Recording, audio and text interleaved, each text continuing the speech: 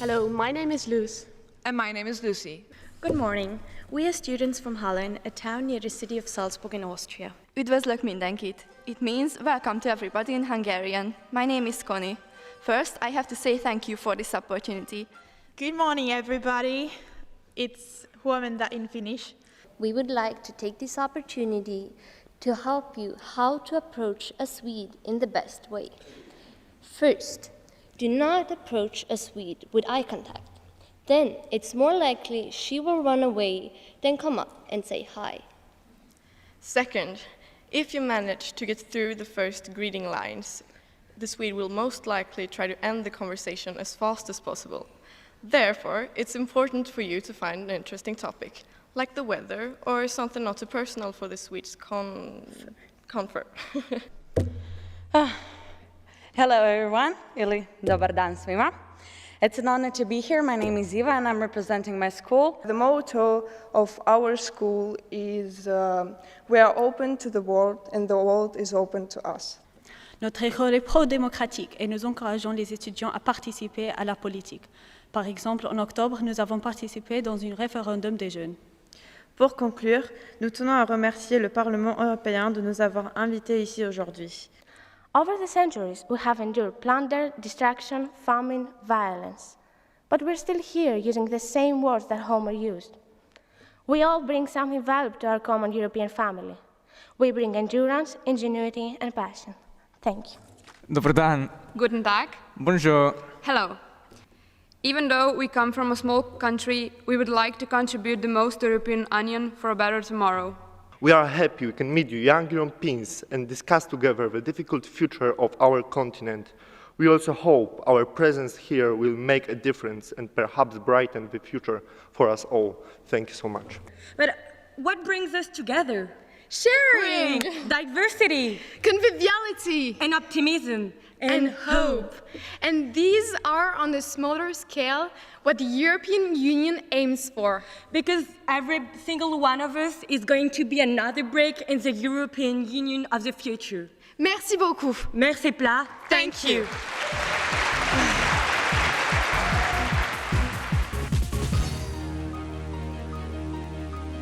So the Juncker plan was an investment plan that I think there was like 400 million, billions of euros raised for investments. But the thing is that there were like a bit of discussions here because it was taken in part of the research budget. And also I wanted to know if it was really efficient because it was a big controversy about that because it was symbolic but maybe not efficient. You made us vote about how the European Union is going to interact with the international scale. But is there anything that we're doing right now about the Syrian crisis and the Islamic State crisis? And have we achieved anything yet? Right now there are international schools and also European schools, I believe. But overall, there are different schools in different countries with different educational systems, which might lead to unequal chances in some point of view, considering languages that are being taught at school, or maybe even the opportunities given to certain students, because I mean, we're all here today, and not everyone in every country gets this opportunity because maybe the school isn't able to support this, or there just aren't equal opportunities, and I was curious what your point of view is on that. And my question is, how can Europe help Cyprus with the problem with Turkey? How is it decided what matters or issues are being discussed at a plenary meeting like this? Some months ago, the Spanish constitution was changed by the government under the order of Europe, we could say, to make more important the paying of the Spanish debt than the money to spend in public education and public health. Well, we could also talk about the recent situation in Greece. So from your personal perspective, do you think that Europe is putting over the people the money, the doubt, the economical situation? Thank you. Do you think that our history affects us in a bad way? I mean, many European countries have been in a war in the past. Do you think that this is stopping us from really being united, from wanting to help each other? And if yes, How could you inspire us to just leave the past in the past? My parents have always told me that when you go to study abroad, like if I go to study in England and I want to go back and work in France, I'm not going to be able to get a job easily because they're not going to want, like, the qualifications not the same. But if Europe is a big family, why is that such a problem of studying abroad and having to work in someone else? Why is that a problem? In my country, I have learned that in developed countries, politicians should be involved in politics as public affair and not to gain personal affairs and benefits. Do you believe that politicians in European Union apply this? And to what extent? You mentioned something about European law, and I was wondering how is it going to develop in the future, because right now I don't think it's as effective as specific national laws, and maybe how it will form to become a more general law that will be above national laws and control the European Union in a higher level. Thank you. I just wanted to raise a question about the question of youth unemployment. This is a phenomenon which is actually affecting all countries in Europe, but not to the same extent. So I'd like to know what type of measures have been introduced by Europe to try help us to combat youth unemployment. Hello, I'm Emma and I'm from the UK. I was wondering, do you find that Eurosceptic MEPs are in any way actually disruptive?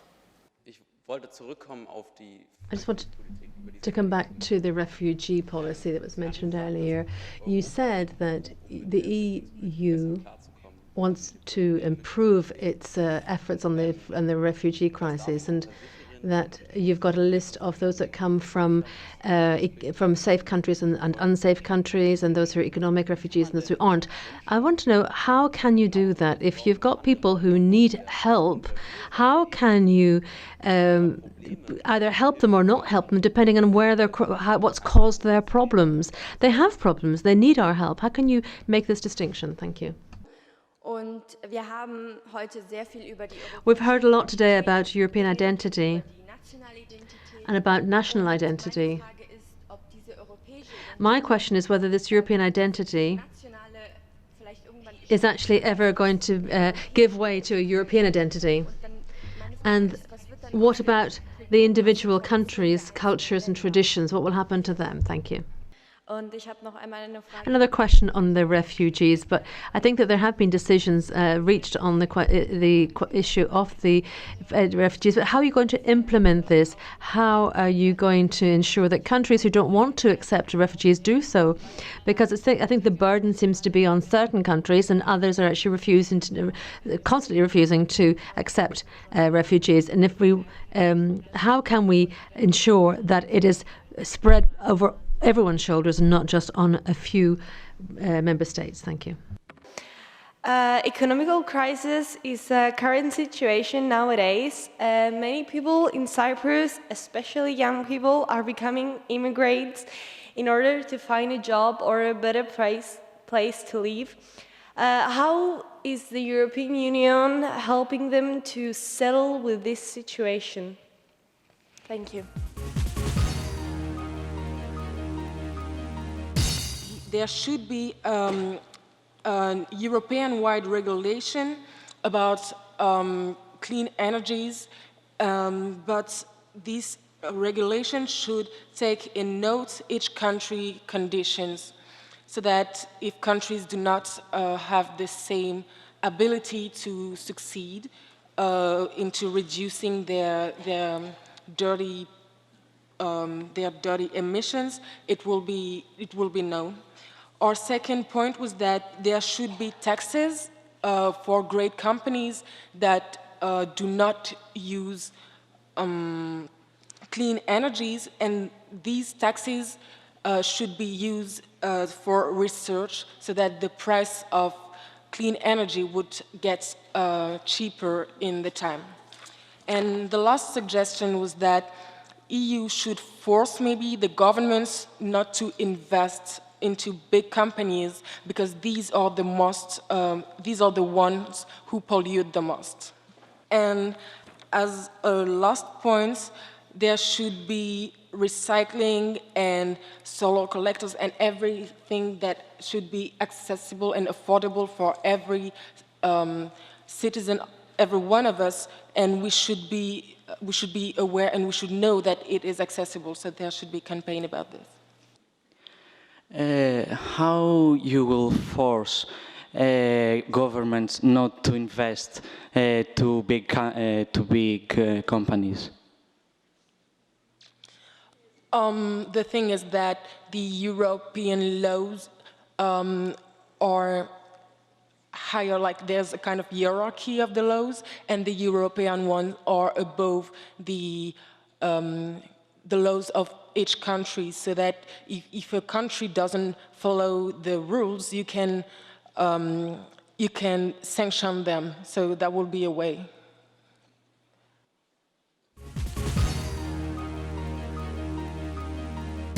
By teaching them, they become more self-sufficient.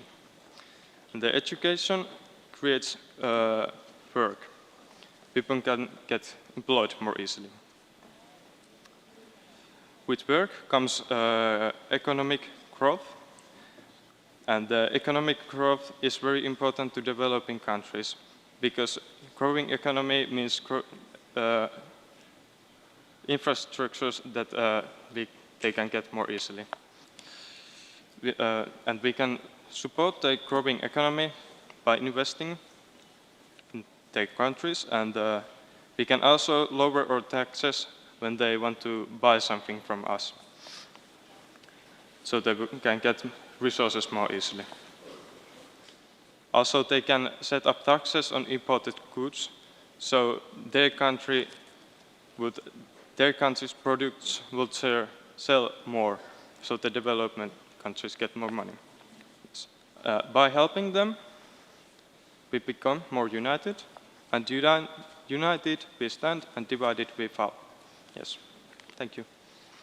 You're saying that by helping developing countries and by giving them a way of constructing, building monuments and roads and exporting, in a way, education, giving an example of education, you saying that you are giving them, helping them, and then maybe later they will help us. But don't you think that they can help us right now? Because we are talking about European Year of Development, and if we give them some things, they always have something in exchange, because we're not the greatest example in the world. By helping them, we help ourselves, because when we help developing countries, we prevent further crisis there. And for example, if we had given more support to Middle East, maybe there wouldn't be a crisis that leads to refugees coming here. So basically we are helping ourselves when we are helping them. So we did a debate and we thought, why do the Greek feel Greek? Why do the French feel French? Why do we Portuguese feel Portuguese? When we are going to be able to answer this question, we are going to be able to answer the big question, why do we feel Europeans? To answer that, we did these steps to be more close to our ideal of Europe. In economic aspects, we defend the implementation of the euro in all countries of the EU so that we can be more stable. Instead of export raw material, we should import them and export already made products. In education, we think it should exist a common educational system so that, for example, a person who is studying in a country is able to go study abroad without any barriers. In the culture, we defend the implementation of TV programs to inform people about the EU in order to Europeans create a critical opinion about it. And we also think that Europe should have a real strong word in the world debates and be independent from the USA. Thank you. I don't feel like there is any compatibility, no matter what country we come from. I said there were people from all around Europe with different school systems, and I can connect with every one of them, I feel. You're right, but we do not want to change the way we learn or to change the way that we learn, but the system to have more compatibility between the countries so that we could move without any issues. And there are issues. There are issues moving to another country because of the incompatibility of the systems. Thank you. The answer we decided was education, and that education was needed in order to kickstart the process of active citizenship. Children need to be taught that they can think for themselves and they don't need to take the opinions they see in the news as fact. They need to know the difference, that everything they read in a newspaper is just someone's opinion and it's not necessarily the truth. One of the main problems with the media is that it can be biased, both mainly politically. So it can be either on the right of the spectrum or the left of the spectrum. We very rarely see both points of view in one news article. So people need to be aware that they have to cross-evaluate things when they read them and that they don't have to take everything at face value. So yes, the media do have a responsibility to tell the truth and to inform people, but in order to be an active and responsible citizen, we need to take advantage of the things that we have, and we need to look at the different aspects of the media and make up our own opinions for ourselves. Social media is also a growing presence in our lives, particularly as young people.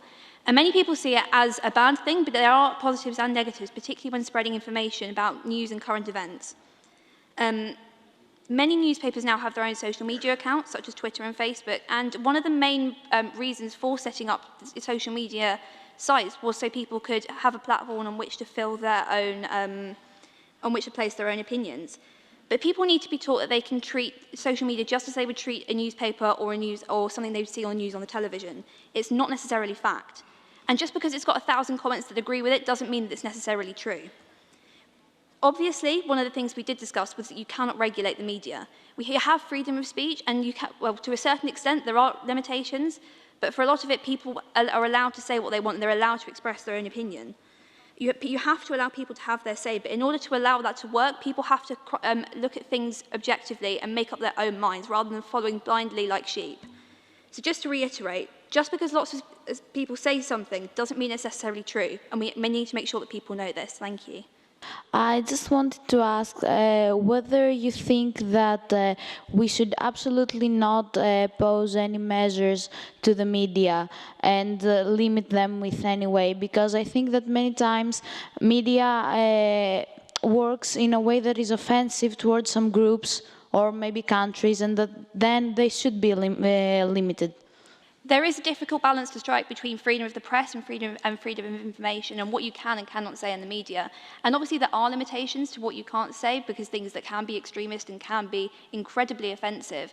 But we have to respect that the people have different opinions, regardless of whether or not they may be offensive, but that's something that has to be accepted. And the people that are responsible for that can be reprimanded if they become a problem. However, people tend to, those opinions that are offensive tend to be the ones that, unfortunately, if they're offensive, they're usually not the ones that are the most popular, and there are always going to be responses to that and people that don't agree. So we have to also look at that side of the problem as well, and see that as the solution to the problem of people that may incite hatred in the news, or that may have views that don't necessarily correspond with the culture, or that are seen as problematic in any way.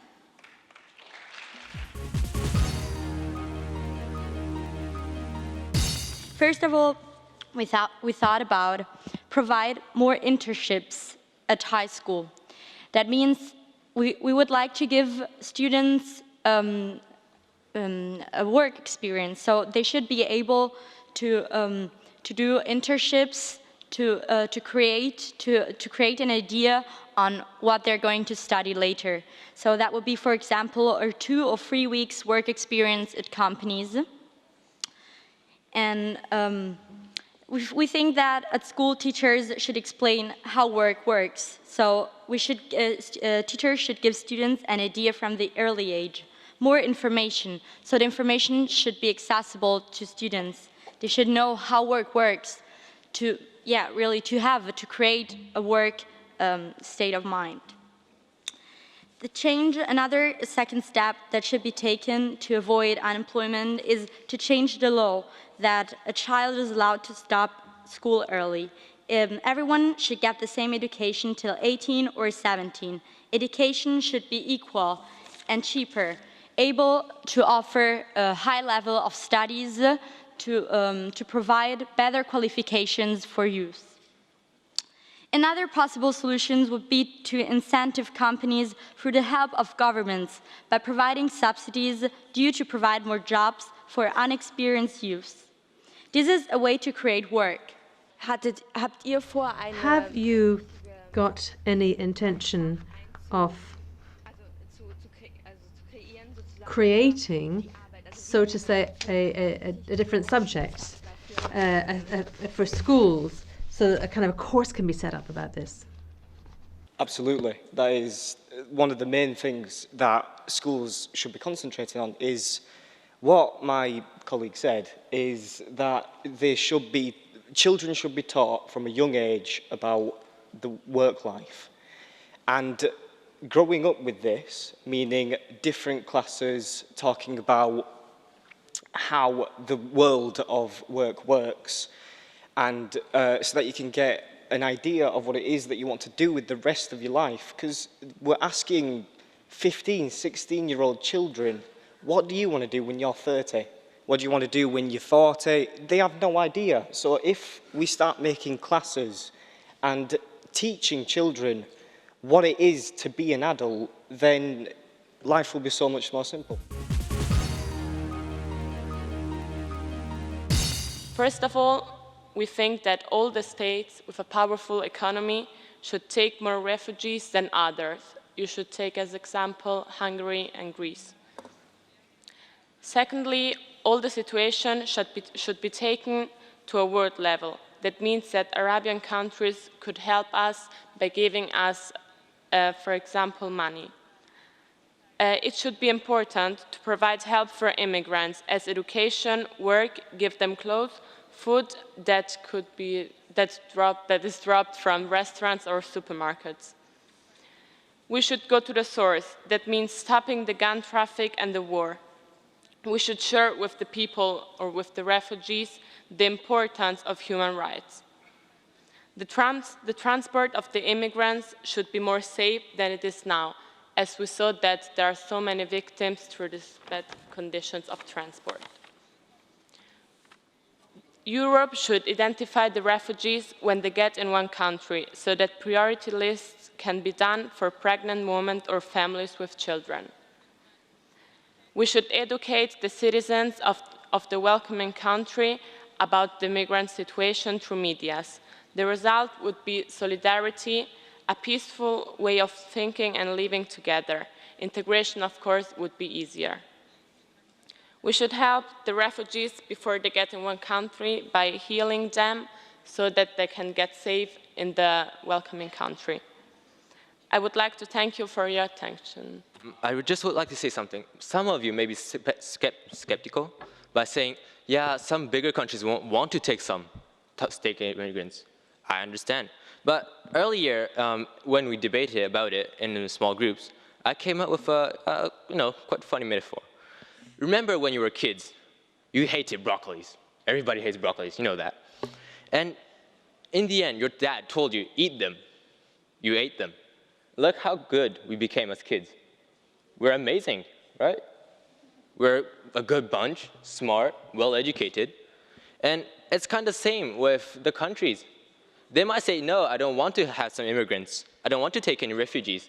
But if you give them refugees, in the end, they will have to take them in, and it's going to bring a better world, a better Europe, because there's going to be a sense of unity, a sense of family, like just Mr. Pavlov said this morning.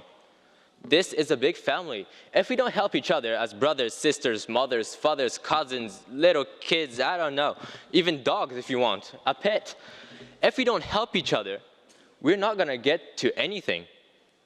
It's not because you don't want to that you won't you're not getting any. Even though if you don't want to, you have to get some. It's like you don't have a choice. It's a family. We have to help each other. And some countries may not get that, but if you don't get it, I don't see why you're staying in the union.